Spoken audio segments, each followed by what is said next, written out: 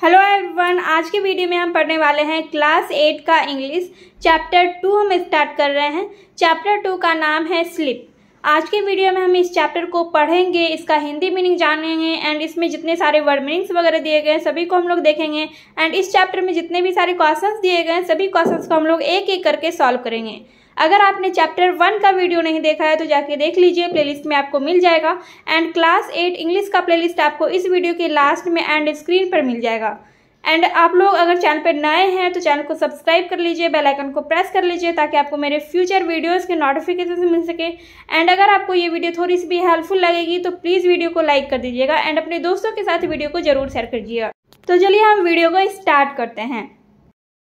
इस चैप्टर का नाम है स्लीप। स्लीप का मतलब होता है सोना। तो सबसे पहले हम लोग ग्रामर पढ़ेंगे। Why do we sleep? Do all persons sleep for the same amount of time? Why do we sleep का मतलब हो गया हम क्यों सोते हैं। Do all persons sleep for the same amount of time, यानी कि सभी व्यक्ति क्या एक ही राशि के लिए सोते हैं, मतलब एक ही समय के लिए सोते हैं। अमाउंट का मतलब हो गया यहाँ पे राशि। Do you ever have dreams? क्या आपके कोई सपने हैं? इफ़ यस, अगर हाँ, net the dreams which you like और डिसलाइक मोस्ट। जो सपने आपको पसंद या नापसंद है उसके बारे में वर्णन करें। Why do you think we have dreams? आप क्या सोचते हैं, हमें सपने क्यों आते हैं? ग्रामर के क्वेश्चन का आंसर हम लोग नेक्स्ट वीडियो में देखेंगे। आज के वीडियो में हम इस चैप्टर को पढ़ेंगे, इसका हिंदी मीनिंग करेंगे। हिंदी मीनिंग जाने से पहले हम लोग इस चैप्टर में दिए गए कुछ इंपॉर्टेंट वर्ड्स को देख लेते हैं। वर्ड्स का मीनिंग हम लोग देख लेते हैं जिससे हम लोग इस चैप्टर को आसानी से समझ सकें और हमें कहीं पे कोई भी डाउट ना हो। चलिए हम इसका वर्ड मीनिंग देखते हैं। पर्सन्स का मतलब होता है व्यक्तियों, अमाउंट यानी कि राशि, ड्रीम्स यानी सपने, नैरेट यानी कि बयान करना यानी कि वर्णन करना, डिसलाइक यानी कि नापसंद, नोबडी यानी कोई नहीं मतलब कोई व्यक्ति नहीं, डेवलप विकसित होना, ग्रो यानी बढ़ना, नीड्स यानी ज़रूरत, हेल्दी यानी स्वस्थ, फाइट लड़ाई, सिकनेस रोग यानी कि बीमारी, सिकनेस का मतलब बीमारी, ड्यूरिंग स्लीप सोने के दौरान, मसल्स मांसपेशियाँ, बोन्स का मतलब हो गया हड्डियाँ, स्किन यानी कि त्वचा, इंजुरीज मतलब हो गया चोट, ब्रेन यानी दिमाग, रिमेंबर यानी कि याद रखना, लर्न यानी सीखना, अटेंशन ध्यान, कॉन्सेंट्रेट ध्यान देना, रूल्स यानी कि नियम, नेसेसरी यानी आवश्यकता, एवरेज यानी औसत, अडल्ट यानी वयस्क, आवर्स का मतलब हो गया घंटे, वेयर्स का मतलब जहाँ तक, नैप मतलब झपकी, स्टेट्स यानी अवस्थाएं, साइकिल यानी चक्र, रिपीटेड यानी कि दोहराना,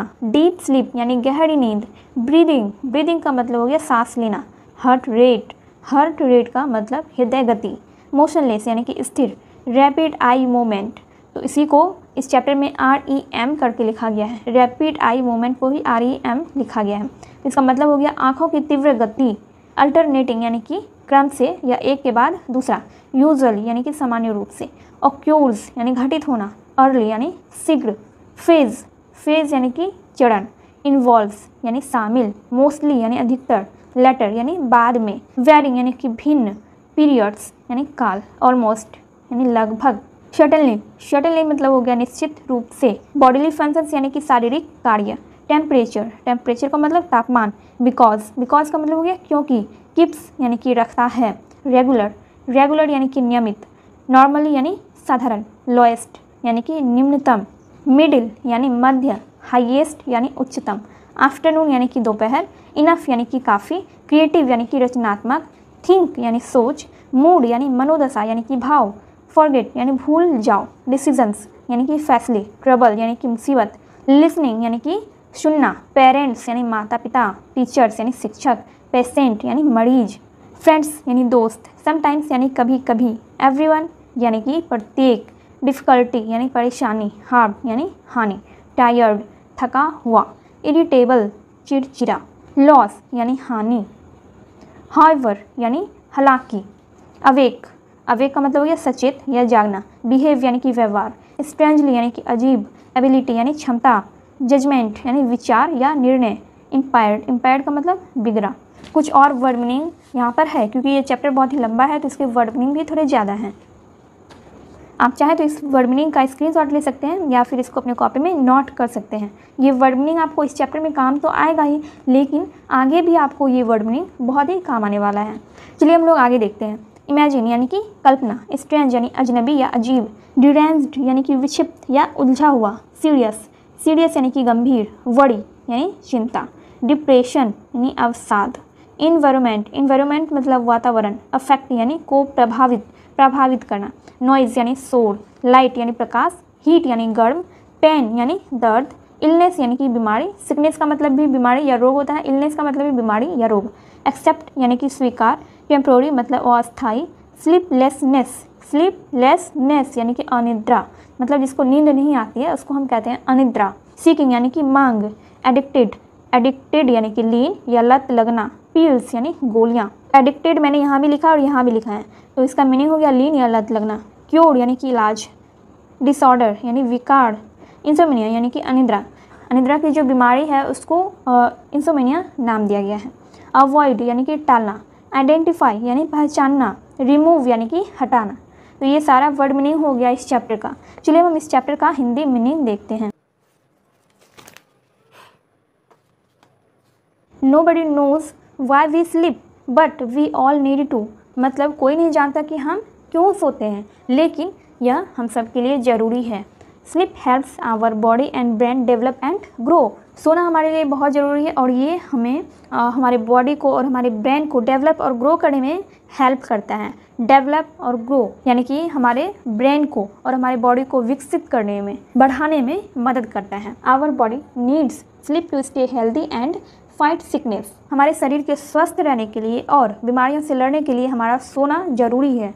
ड्यूरिंग स्लीप यानी कि सोने के दौरान our muscles, bones and skin can grow and muscles, skin and other parts can fix injuries. यानी कि जब हम सो रहे होते हैं तो उस दौरान हम लोगों की मांसपेशियाँ, हड्डियाँ और त्वचा बढ़ती है और विकसित होती है। मसल्स का मतलब क्या हो गया? मांसपेशी, बोन्स यानी कि हड्डियाँ, स्किन यानी कि त्वचा। इंजुरीज़ का मतलब मैंने आपको बताया था, इसका मतलब होता है चोट। जब हम सो रहे होते हैं तो हमारे मसल्स, बोन्स, स्किन ये सब विकसित होते हैं। त्वचा और अन्य पार्ट्स यानी कि अन्य अंगों में जो चोट लगे होते हैं वो भी सोने के दौरान ठीक होते हैं। Our brain needs sleep.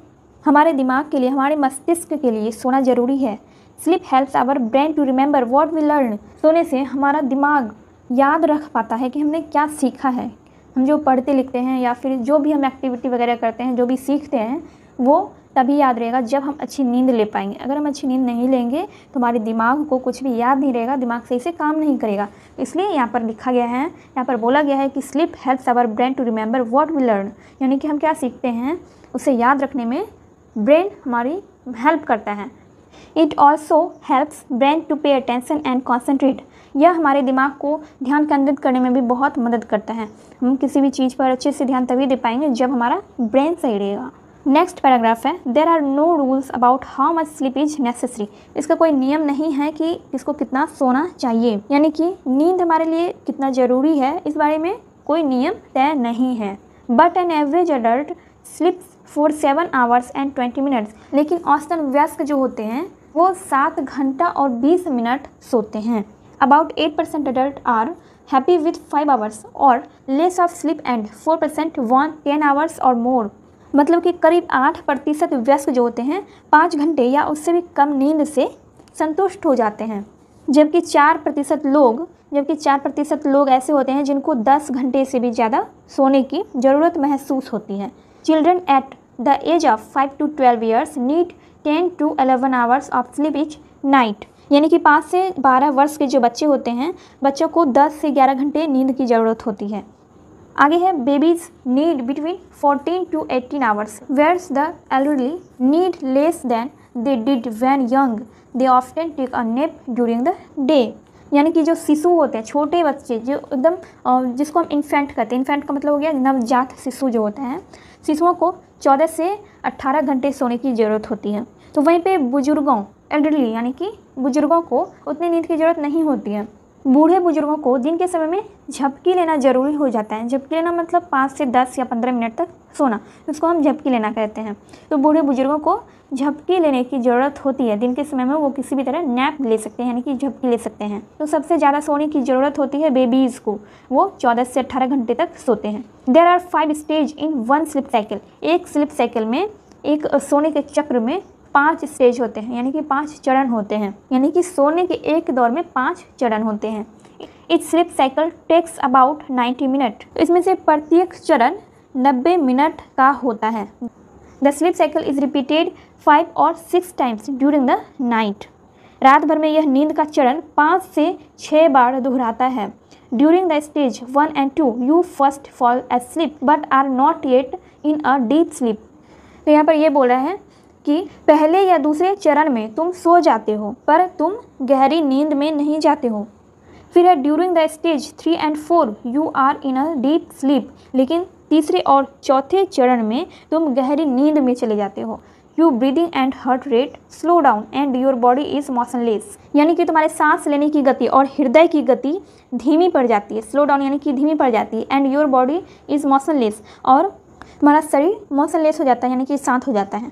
During the 5th stage your brain is active and you dream. नींद का जब 5वां चरण आता है तो तुम्हारा दिमाग सक्रिय होकर तुम्हें सपने दिखाता है. ठीक है, 5वें चरण में हम सपने देखने लगते हैं. You dream during the stage of sleep called rapid eye movement और रैम. 5वां चरण यानी कि नींद का जो ये स्टेज होता है, 5वां स्टेज, इसमें हम सपने देखते हैं और इस स्टेज को रैपिड आई मूवमेंट कहते हैं यानी कि रैम कहते हैं. During the RAM your eyes move under your eyelids rapidly. During the RAM यानी कि रैम के दौरान, रैपिड आई मूवमेंट के दौरान तुम्हारी पलकों के नीचे तुम्हारी आंखें हिलना शुरू हो जाती हैं. ठीक है, तो ये सब होता है 5वें स्टेज में. Normal sleep is made up of 2 alternating phase. Phase 1 involves no dreaming. Usually it occurs in the early part of the night. यानी कि आमतौर पर नींद को 2 भागों में बांटा जा सकता है. तो पहला भाग होता है जहाँ पर कोई सपना नहीं आता है. तो ये स्टेज नींद के पहले भाग में आता है जहाँ पर कोई सपना नहीं आता है. Phase 2 involves dreaming. It occurs mostly in the later part of the night for varying periods of time. इसका मतलब हो गया कि नींद के दूसरे भाग में सपनों का आना होता है. यह अक्सर रात के बाद के हिस्से में होता है जो कि थोड़ी थोड़ी देर के बाद होता है. यानी कि रह रहकर सपने आते जाते रहते हैं. If you wake up during the phase you will almost certainly remember your dreams. यदि तुम इस दौरान अगर जग जाते हो तो तुम्हें देखा हुआ सपना याद रह जाता है.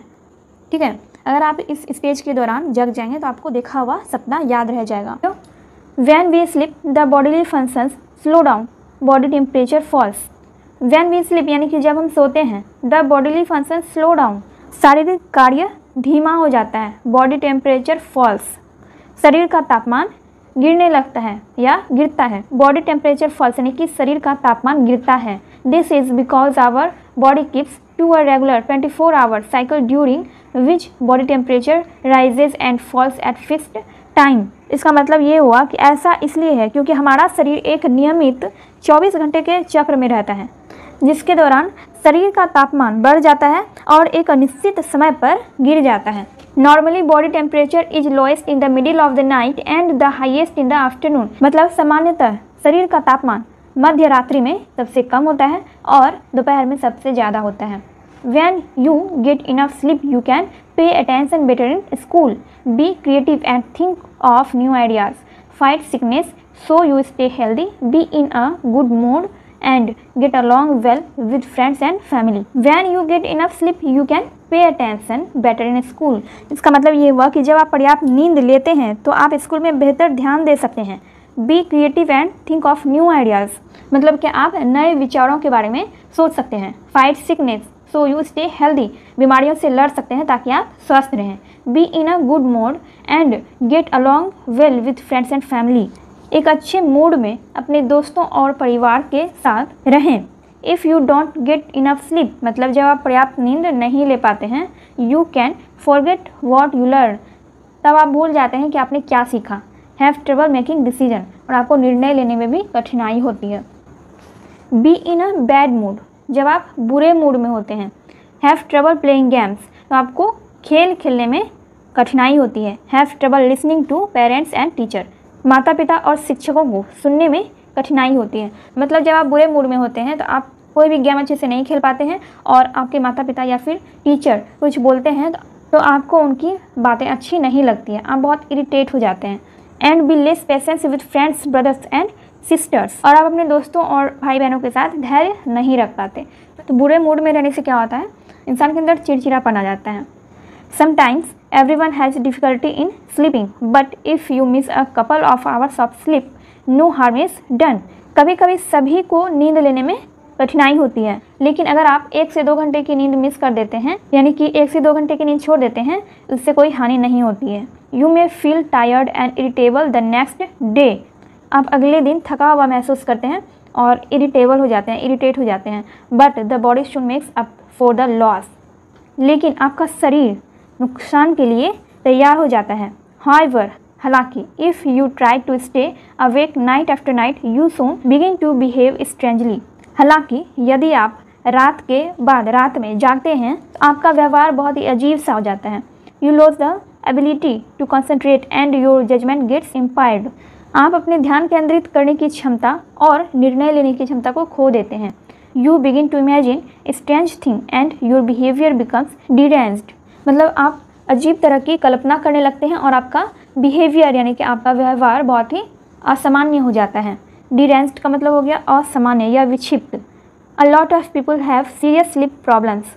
बहुत से लोगों को सोने की गंभीर समस्या होती है। Some people find that they can not sleep. Some wake up in the middle of the night और too early in the morning.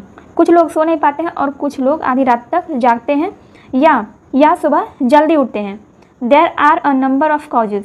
तो ये कुछ कारण हैं। Worry and depression are the most common causes. यानी कि वरी और depression, चिंता और अवसाद नींद न आने के सबसे कॉमन कॉज यानी कि सामान्य कारण है। All kinds of things in the environment can affect sleep, noise, light, heat, cold और न्यू सराउंडिंग्स। और हमारे पर्यावरण में भी ऐसे कई कारण हैं जो कि हमारी नींद को अफेक्ट करते हैं, प्रभावित करते हैं। जैसे कि नॉइज़ यानी कि शोर, लाइट यानी प्रकाश, हीट यानी गर्मी, कोल्ड यानी कि सर्दी और न्यू सराउंडिंग और नए जगह। तो नींद को कौन कौन से कारण प्रभावित करते हैं? शोर, प्रकाश, गर्मी, सर्दी या फिर नए जगह। Pain in illness can also keep people awake. यानी कि बीमारी में दर्द के कारण भी लोग जागते हैं। Most of us can accept temporary sleeplessness without seeking help. Many people become addicted to sleeping pills, but sleeping pills do not cure the disorder of sleeplessness called insomnia. इसका मतलब ये हुआ कि कई लोग कभी कभी अगर नींद नहीं आती है उनको तो बिना किसी से मदद मांगे भी अपनी नींद ना आने की समस्या को ठीक कर लेते हैं। लेकिन कुछ लोग नींद की गोलियां लेने लगते हैं। फिर आगे है but sleeping pills do not cure the disorder of sleeplessness called insomnia. लेकिन स्लीपिंग पिल्स जो होती है यानी कि नींद की गोलियां जो होती है वो इंसोमेनिया, नींद ना आने की बीमारी यानी कि अनिद्रा को हम इंग्लिश में कहते हैं इंसोमेनिया। तो जिनको इंसोमेनिया होती है, अनिद्रा की बीमारी होती है, उनको स्लीपिंग पिल्स यानी कि नींद की गोलियां ठीक नहीं कर सकती है। It is better to avoid them if we can. तो इससे अच्छा हो कि हम उसे अवॉइड करें, मतलब हमें स्लीपिंग पिल्स को अवॉइड करना चाहिए। स्लीपिंग पिल्स यानी कि नींद की गोलियां हमें नहीं लेनी चाहिए। It is much better to identify the problem and remove it. इससे ज़्यादा अच्छा यह होगा कि हमें उन कारणों को पहचानना चाहिए और उस प्रॉब्लम को हटा देना चाहिए, ख़त्म कर देना चाहिए। तो इससे क्या होगा? हमारी नींद ना आने की बीमारी। क्वेश्चन है व्हाई डू वी स्लीप, यानी कि हम क्यों सोते हैं। इसका आंसर हम लिखेंगे we sleep to freshen up our mind and body. We all need to sleep. मतलब कि हम अपने बॉडी को फ्रेश करने के लिए और माइंड को फ्रेश करने के लिए सोते हैं और सोना हम सबके लिए आवश्यक है। दूसरा क्वेश्चन इसमें है do all persons sleep for the same amount of time. यानी क्या सभी लोग एक ही राशि के लिए सोते हैं। इसका आंसर हो जाएगा all persons don't sleep for the same amount of time. मतलब सभी लोग एक ही राशि के लिए नहीं सोते हैं। सभी लोगों की सोने की अमाउंट जो है, स्लीप अमाउंट, सबका अलग अलग होता है। Do you ever have dreams. क्या आपको सपने आते हैं? इफ़ यस, अगर हाँ, narrate the dreams which you like और dislike most. Why do you think we have dreams. मतलब क्या आपको सपने आते हैं? अगर हाँ, तो जो सपने आपको पसंद या नापसंद है उसका वर्णन करें और आप क्यों सोचते हैं कि हमें सपने आते हैं। इसका आंसर हो जाएगा do you ever have dreams. मतलब कि आपको सपने आते हैं। तो इसका आंसर हो जाएगा yes I have seen dreams for many times. यानी कि हाँ, मुझे कई बार सपने आते हैं। दूसरा है if yes narrate the dreams which you like और डिसलाइक मोस्ट। इसका आंसर हो जाएगा I like dream of good things, I dislike ghostly dreams. मतलब मुझे अच्छी चीज़ों के सपने पसंद हैं और भूतिया सपने मुझे बिल्कुल भी नहीं पसंद हैं। नेक्स्ट क्वेश्चन था why do you think we have dreams. मतलब कि आप क्यों सोचते हैं कि हमें सपने क्यों आते हैं। इसका आंसर हो जाएगा I think that we have dreams because we think of them in day time. Our unfulfilled desires come in our mind in the form of dreams. इसका मतलब हो गया कि मैं ये सोचता हूँ कि हमें सपने आते हैं क्योंकि हम दिन के टाइम में उसके बारे में सोचते हैं, मतलब जो सपने हमें रात में आते हैं उसके बारे में हम दिन के टाइम में सोचते हैं और वही चीज़ हमारे दिमाग में कहीं ना कहीं रह जाता है, तो वही हमें रात में सपने के फॉर्म में दिखाई देता है। हमारा वार्मर का क्वेश्चन कंप्लीट हो चुका है। चलिए हम चैप्टर का क्वेश्चन देखते हैं। B.1 का क्वेश्चन है, पहला क्वेश्चन है, for how long does N average adult slip, मतलब एडल्ट लोग जो होते हैं, वयस्क लोग जो होते हैं, वो कितने देर के लिए सोते हैं। इसका आंसर हमने यहाँ पर लिख के रखा है। इसका आंसर होगा 7 आवर्स एंड 20 मिनट्स। एडल्ट जो होते हैं वो 7 घंटे और 20 मिनट की एवरेज नींद लेते हैं, यानी कि एडल्ट लोगों की औसत नींद होती है 7 घंटे 20 मिनट। नेक्स्ट क्वेश्चन है, what are the most common causes of sleep problems, यानी कि नींद ना आने की कॉमन प्रॉब्लम क्या है, सामान्य कारण क्या है। इसका आंसर हो जाएगा depression and worry are the most common causes of the sleep problems. अवसाद और चिंता नींद में दिक्कत आने का सबसे कॉमन प्रॉब्लम है, यानी कि सामान्य कारण है। नेक्स्ट क्वेश्चन है, tell some of the factors which affect sleep, also add some new thing which are not mentioned in the passage. इसमें बताना है कि सोने को कौन कौन सी चीज़ें प्रभावित करती है, यानी कि नींद को कौन कौन सी चीज़ें प्रभावित करती है। इसमें आपको और भी चीज़ें ऐड करना है इस आंसर में, जो कि इस पैसेज में नहीं दिया गया है, इस बुक में जो नहीं दिया गया है उसको भी इसमें ऐड करना है। इसका आंसर में लिखा है heat, cold, light, fear, noise and tension. तो ये सारी चीज़ें जो होती है ये नींद को प्रभावित करती है। एंड हम इसके साथ यहाँ पे लिख सकते हैं पेन, इलनेस, ETC। तो ये सारी चीज़ें नींद को प्रभावित करती है। गर्मी, सर्दी, प्रकाश, डर, शोर, चिंता, दर्द और बीमारी। नेक्स्ट क्वेश्चन है, when do the bodily functions get slow, मतलब शारीरिक कार्य कब स्लो हो जाता है, धीमा हो जाता है। इसका आंसर होगा in the middle of night, मध्य रात्रि में शारीरिक कार्य धीमा हो जाता है। In the middle of the night का मतलब हो गया मध्य रात्रि में, यानी कि आधी रात को। तो इसी के साथ हमारा ये क्वेश्चन नंबर 1 सारा कंप्लीट हो चुका है। B.1 का हमने ये सारा क्वेश्चन कंप्लीट कर लिया है। B.2 में देखते हैं, थिंक एंड राइट। इसमें लिखा हुआ है, on the basis of reading the lesson try to complete the table by giving the 5 stage in 1 sleep cycle and 2 alternating phase. हमने जो ये चैप्टर पढ़ा इसी को रीडिंग करके इसी लेसन से हमें इस चार्ट को कंप्लीट करना है। तो यहाँ पे लिखा हुआ है नॉट इन डीप स्लीप, मतलब कब हम गहरी नींद में नहीं जाते हैं। तो यहाँ पे क्या हो जाएगा, फेज़ 1, मतलब चरण 1 जो होता है, पहला स्टेज जो होता है, उसमें हम गहरी नींद में नहीं जाते हैं। स्टेज 3 और 4 में क्या होता है वो चीज़ें हमें यहाँ पे लिखना है। फिर your brain is active and, इसके आगे क्या होगा और ये किस स्टेज में होता है वो भी हमें लिखना है। फेज 1 एंड फेज 2 इसमें क्या होता है वो सारी चीज़ें हमें यहाँ पर फिल करना है। तो चलिए हम इसका आंसर देखते हैं। हमने यहाँ पर इसका आंसर भी लिखा है, phase 1 and 2 note in deep sleep, मतलब कि चरण 1 और चरण 2 में हम गहरी नींद में नहीं जाते हैं। स्टेज 3 एंड 4 में हम गहरी नींद में चले जाते हैं। स्टेज 5 में क्या होता है, your brain is active and you see dreams, आपका ब्रेन एक्टिव हो जाता है और आपको सपने दिखाता है। फेज 1 में क्या होता है, involves no dreaming, usually it occurs in the early part of the night. Phase 2 में involves dreaming, it occurs mostly in the later part of the night for varying periods of time. If you wake up during this phase, you will almost certainly remember your dreams. तो ये सारा answer हमने इसी chapter से लिखा हुआ है। जब आप इस चैप्टर को पढ़ेंगे तो यहाँ पे दिया हुआ है फेज 1 में क्या लिखा हुआ है, phase 1 involves no dreaming, usually it occurs in the early part of the night. Phase 1 में हम सपने नहीं देखते हैं और ऐसा होता है रात के पहले पहर में। फेज 2 में क्या होता है, phase 2 involves dreaming. It occurs mostly in the latter part of the night for varying periods of time. If you wake up during this phase, you will almost certainly remember your dreams. तो इस phase 2 में हम सपने देखने लगते हैं, सपनों में जाने लगते हैं और धीरे धीरे करके सपने देखने लगते हैं और इसी दौरान अगर आप जाग जाते हैं तो आपको वो सपना याद रह जाता है। इस तरह से हमने B.2.1 का ये क्वेश्चन सॉल्व कर लिया है। पॉइंट 2 से write the answers to each of the following questions in about 50 words. तो यहाँ पर कह रहा है कि नीचे जो क्वेश्चन दिया गया है उसका आंसर में 50 शब्दों में देना है। क्वेश्चन क्या है, do all adults require the same amount of sleep, find out how much sleep people of different age group require. हम एक एक करके सारे क्वेश्चंस को सॉल्व करते हैं, इसका हम हिंदी मीनिंग भी जानेंगे। मैंने यहाँ पर आंसर भी लिखा हुआ है। तो इस क्वेश्चन का मतलब होगा पहले इसको हम फिर से पढ़ते हैं। Do all adults require the same amount of sleep? क्या सभी वयस्कों को एक ही नींद की मात्रा ज़रूरी होती है? Find out how much sleep people of different age group require. मतलब कि पता कीजिए कि अलग अलग उम्र के लोगों को कितनी मात्रा में नींद की ज़रूरत होती है। इसका आंसर हो जाएगा an average adult requires 7 hours 20 minutes of sleep, whereas elderly needs less than adults, children need 10 to 11 hours and babies need 14 to 18 hours of sleep। मतलब जो वयस्क होते हैं उनको 7 घंटे 20 मिनट नींद की आवश्यकता होती है और जो बड़े बुजुर्ग होते हैं उनको 10 से 11 घंटे नींद की आवश्यकता होती है और जो छोटे बच्चे होते हैं, जो बेबीज़ होते हैं, उनको 14 से 18 घंटे नींद की आवश्यकता होती है। अलग अलग एज के आदमियों को, अलग अलग एज के जो मनुष्य होते हैं, इंसान होते हैं, सबको अलग अलग नींद की मात्रा की आवश्यकता होती है। ठीक है। सेकेंड नंबर का क्वेश्चन है, why does the author not favour sleeping pills? Pick out the line that shows that the author does not favor them। तो पहले हम इस क्वेश्चन का मीनिंग समझ लेते हैं कि लेखक, ऑथर का मतलब क्या होता है? लेखक।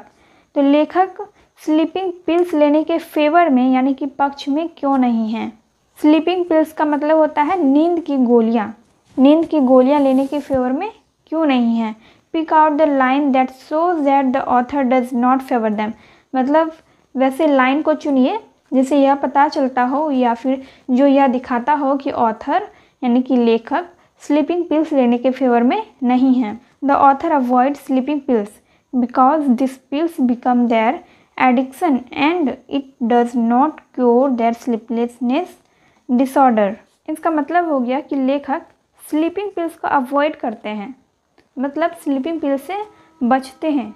ऑथर जो हैं वो नींद की गोलियां नहीं लेते हैं क्योंकि this pills become their addiction. ठीक है, एडिक्शन मतलब हो जाता है आपका लत लगना, या फिर जिस तरह से नशा करने का लत लग जाता है वैसे ही अगर आप लगातार स्लीपिंग पिल्स लेते रहेंगे तो आपको उसका लत लग जाएगा। इसीलिए ऑथर स्लीपिंग पिल्स को अवॉइड करते हैं क्योंकि ये स्लीपिंग पिल्स लत बन जाता है और ये हमारी नींद ना आने की समस्या को भी ख़त्म नहीं करता है। इसीलिए ऑथर स्लीपिंग पिल्स को अवॉइड करते हैं। थर्ड नंबर का क्वेश्चन है, have you ever felt sleep problems in your life? Discuss in pairs and write down the possible causes of sleep problems. मतलब क्या कभी आपने नींद की समस्याओं को फेस किया है? मतलब महसूस किया है। फेल्ट मतलब हो गया महसूस करना। तो क्या कभी आपने नींद की समस्याओं को महसूस किया है? Discuss in pairs and write down the possible causes of sleep problems. मतलब अपने जोड़े में डिस्कस कीजिए, अपने ग्रुप में डिस्कस कीजिए और सोने के प्रॉब्लम के संभव कारणों को आप नीचे लिखें। मतलब नींद ना आने के कौन कौन से कारण हो सकते हैं, ऐसा कौन कौन सा पॉसिबल काउजेज है जिससे कि हमें नींद नहीं आती है, तो वही आपको इसमें लिखना है। तो ये जो पहला वाला क्वेश्चन है, have you ever felt sleep problems in your life? क्या आपने अपनी लाइफ में, अपने जीवन में कभी नींद ना आने की समस्या को या फिर सोने से संबंधित समस्याओं को महसूस किया है? इसका आंसर हो जाएगा यस। दूसरा क्वेश्चन है, discuss in pairs and write down the possible causes of sleep problems. तो इसका हो जाएगा we often feel sleep problems. मतलब कि हम लोग कभी कभी सोने की प्रॉब्लम को फील करते हैं, महसूस करते हैं। और इसका कारण क्या क्या है? Worry, noise, sickness, cold, heat. Worry का मतलब हो गया चिंता, नॉइज़ का मतलब हो गया शोरगुल, सिकनेस का मतलब हो गया बीमारी, कोल्ड यानी कि ठंड, हीट यानी कि गर्म। तो ये सब कुछ कॉजेज़ होता है जिसकी वजह से नींद ना आने की समस्या उत्पन्न हो जाती है। इसमें से आपके साथ भी कभी कोई प्रॉब्लम हुआ होगा किसी चिंता की वजह से, या फिर शोरगुल की वजह से, या फिर बीमारी की वजह से, या ज़्यादा ठंड होने की वजह से, या फिर ज़्यादा गर्मी होने की वजह से आपको नींद ना आने की समस्या हो जाए। चलिए अब 4 नंबर का क्वेश्चन देखते हैं। 4 नंबर का क्वेश्चन है, what are the consequences of regularly missing sleep for long period of time? इसका मतलब हो गया कि लगातार नींद ना आने की समस्या लंबे समय तक हो तो इसके क्या परिणाम हो सकते हैं। मान लीजिए कि किसी व्यक्ति को बहुत लंबे समय से नींद ना आने की बीमारी है, तो उसके क्या क्या परिणाम हो सकते हैं। यहाँ पे जो है कॉन्सिक्वेंसेस, इसका मतलब होता है परिणाम। तो यहाँ पे इसका आंसर है consequences of not sleeping for long time are, मतलब नींद ना आने की समस्या से ये सब परिणाम हो सकते हैं। तो यहाँ पे हमने 4 परिणाम लिखा है। पहला है you may feel tired and irritable, मतलब आप थका हुआ और चिड़चिड़ा फील करेंगे। You begins to behave strangely, आप अजीब तरह से व्यवहार करेंगे। You lose your ability to concentrate, और आपका ध्यान केंद्रित करने की क्षमता भी कम हो जाएगी। योर जजमेंट गेट्स इम्पायर्ड, और आप किसी भी चीज़ को जज करने की क्षमता को भी प्रभाव पड़ेगा। ठीक है, तो ये सब कुछ समस्याएं होती है अगर किसी को लंबे समय से नींद ना आने की बीमारी है तो उसे ये सब परिणाम हो सकते हैं। तो हमने B.2.2 का ये सारा क्वेश्चन सॉल्व कर लिया है 1 से 4 तक। अब हम C.1 का क्वेश्चन देखेंगे। There are 6 words connected with sleep, find them out from the grid, you may use the clues below. ये तो लेटर ग्रिड है और इसमें से आपको वर्ड ढूंढना है जो कि स्लिप से रिलेटेड है, और ऐसा 6 वर्ड इसमें छिपा हुआ है। ठीक है, स्लिप से रिलेटेड 6 वर्ड इस ग्रिड में छिपा हुआ है, और आपको इसको ढूंढने का क्लू भी यहाँ पर दिया गया है। ठीक है, यहाँ पर क्लूज आपको दिए गए हैं। इन क्लूज से आप ग्रिड में छुपे 6 वर्ड को ढूंढ सकते हैं। यहाँ पे कह रहा है कि happening by turns, first one and then the other, मतलब जो लगातार होता है एक के बाद एक, उसको हम क्या कहते हैं? उसको हम कहेंगे साइकिल। साइकिल का मतलब होता है चक्र, मतलब कि कोई भी चीज़ लगातार एक के बाद एक के बाद एक हो रहा है तो उसको हम क्या कहेंगे? चक्र, यानी कि साइकिल। अब दूसरा है ओल्ड पीपल। ओल्ड पीपल मतलब पुराने आदमी। पुराने आदमी को हम क्या बोलते हैं? Elderly, ELDERLY। फिर next state of being sad और ग्लूमी, मतलब कि जब आप निराश हो जाते हैं, उदास हो जाते हैं तो उसको हम कहते हैं वरी, WORRY। नेक्स्ट है वीकेंड, तो इसका मतलब हो गया बिगड़ा हुआ होता है, तो इसका हो जाएगा इम्पेयर्ड, IMPAIRED। एबनॉर्मल, एबनॉर्मल मतलब हो गया आपका असामान्य, तो स्लिप से रिलेटेड इसका वर्ड हो जाएगा डीरेंज्ड, DERANGED। यूज्ड टू का मतलब हो गया उपयोग, इसका हो जाएगा एडिक्ट, ADDICT। एडिक्ट का मतलब होता है आदी हो जाना, किसी भी चीज़ का जब आदत हो जाता है तो उसको हम कहते हैं आदी होना, तो वही चीज़ हो गया यहाँ पे आदी होना या फिर लत लगना। अब हम इन सभी वर्ड को इस ग्रिड में ढूंढेंगे। तो हमारा पहला वर्ड है साइकिल, तो यहाँ पर है साइकिल,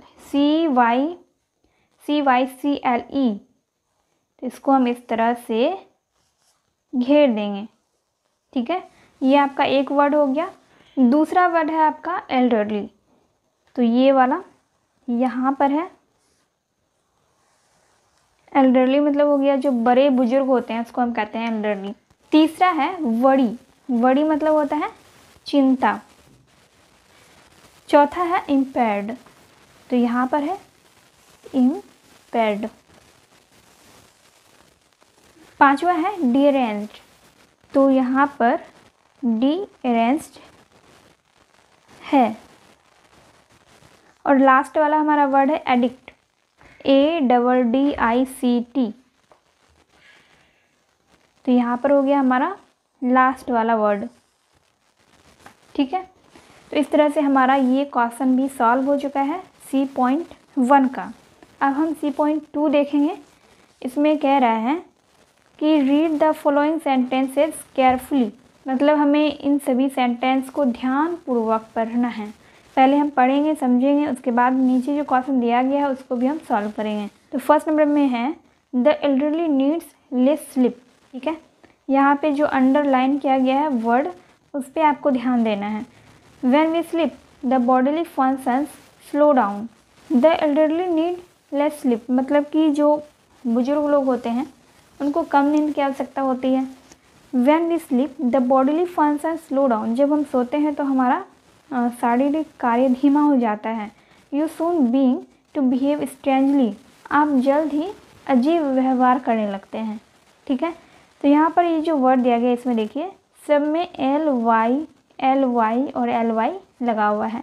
अब नीचे कह रहा है in the above sentences words with L Y have different functions to perform. In sentence A the elderly means to elderly people and it functions as a noun. इसका यूज इस सेंटेंस में noun की तरह हुआ है, ठीक है। Sentence B the word bodily is describing the noun functions, therefore bodily is an adjective and it comes before the noun. Bodily जो है ये नाउन के पहले आया है और ये एक विशेषण की तरह कार्य कर रहा है। और थर्ड में है सी नंबर में the word strangely clearly qualifies the verb behave, it functions as an adverb. Notice that Y of body is change to I in bodily. Strangely जो वर्ड है यहाँ पे ये किसको दर्शा रहा है? क्रिया विशेषण को, एडवर्ब को। तो उसी तरह से यहाँ पर जो वर्ड दिया गया, जो सेंटेंस दिया गया उसमें जो वर्ड है एल वाई वाला, उसमें हमें ये बताना है कि कौन सा वर्ड किस रूप में काम कर रहा है। तो यहाँ पे बोल रहा है now try to find out what different functions the L Y words perform in the sentences given below. यानी कि एल वाई वाला वर्ड इन सेंटेंस में किस तरह से कार्य कर रहा है, इसको आप जानने की, खोजने की कोशिश करें। पहला सेंटेंस है the easterly winds bring rain. इसका मतलब हो गया, इस सेंटेंस का मतलब हो गया कि पूर्वी हवाएं बारिश लाती है। ब्रिंग मतलब हो गया लाना, रेन मतलब बारिश, वाइंड मतलब हवाएं, ईस्टर्ली मतलब हो गया आपका पूर्वी हवाएं बारिश लाती है। तो यहाँ पर ईस्टर्ली एडवर्ब के तरह काम कर रहा है, ठीक है। ये क्रिया विशेषण यानी कि एडवर्ब की तरह काम कर रहा है। यहाँ पर मैंने लिखा है ए डी भी यानी कि एडवर्ब। शॉर्ट में हम एडवर्ब को इस तरह से लिखते हैं। ही विजिट्स अस रेयरली नाउडेज का मतलब हो गया कि वह आजकल शायद ही कभी हमसे मिलने आता है। यहाँ पे रेयरली जो है ये भी एडवर्ब की तरह ही वर्क कर रहा है। तो यहाँ पर भी हम लिखेंगे ए डी वी। तो ये दोनों एडवर्ब की तरह इन दोनों सेंटेंस में वर्क कर रहा है। नेक्स्ट सेंटेंस है the lion was vastly amused. इस सेंटेंस का मतलब हो गया कि शेरों को बहुत मज़ा आया। तो यहाँ पे जो वेस्टली है ये भी एडवर्ब के रूप में काम कर रहा है, ठीक है। This restaurant provided us homely meals, यानी कि यह रेस्टोरेंट में घर के तरह खाना उपलब्ध कराता है। तो मील्स मतलब हो गया भोजन या खाना, होमली मतलब हो गया कि घर के जैसा। तो होमली यहाँ पे क्या हो गया? एडजेक्टिव, क्योंकि होमली जो है ये खाने की विशेषता बता रहा है कि यह रेस्टोरेंट में घर के जैसे खाना उपलब्ध कराता है। अब है यहाँ पे his monthly salary is very high. ये सैलरी का विशेषता बतला रहा है, सैलरी का विशेषता बता रहा है मंथली। तो मंथली क्या हो गया? एडजेक्टिव। तो मंथली हो गया आपका एडजेक्टिव, क्योंकि मंथली सैलरी का विशेषता बता रहा है कि उसकी मासिक सैलरी बहुत हाई है, यानी कि बहुत ज़्यादा है। The student has solve this sum correctly. इसका मतलब हो गया कि छात्र ने इस सवाल को सही ढंग से हल किया। तो करेक्टली मतलब क्या हो गया? सही ढंग से। तो करेक्टली यहाँ पे एडवर्ब हो गया, ठीक है। कोई बच्चा कोई सवाल सॉल्व कर रहा है यानी कि हल कर रहा है, उसको कैसे कर रहा है? सही ढंग से कर रहा है, यानी कि करेक्टली कर रहा है। तो करेक्टली यहाँ पे हो गया एडजेक्टिव। नेक्स्ट है द चिल्ड्रन डांस्ड हैप्पीली, यानी कि बच्चों ने खुशी खुशी डांस किया। तो बच्चे क्या कर रहे हैं? डांस कर रहे हैं। और कैसे कर रहे हैं? खुशी खुशी। तो हैप्पीली हो गया यहाँ पे एडवर्ब। लास्ट में है यहाँ पे ही रीड द बुक थ्रोली, यानी कि उसने किताब को अच्छी तरह से पढ़ा। तो कोई बच्चा है या फिर कोई लड़का है जो किताब पढ़ रहा है, और कैसे पढ़ रहा है? थ्रोली, यानी कि अच्छी तरह से। तो ये हो गया आपका एडवर्ब। एडवर्ब को हम इस तरह से लिखते हैं ADVERB, एडवर्ब। आई होप आपको सारे क्वेश्चन अच्छे से समझ में आ गए होंगे।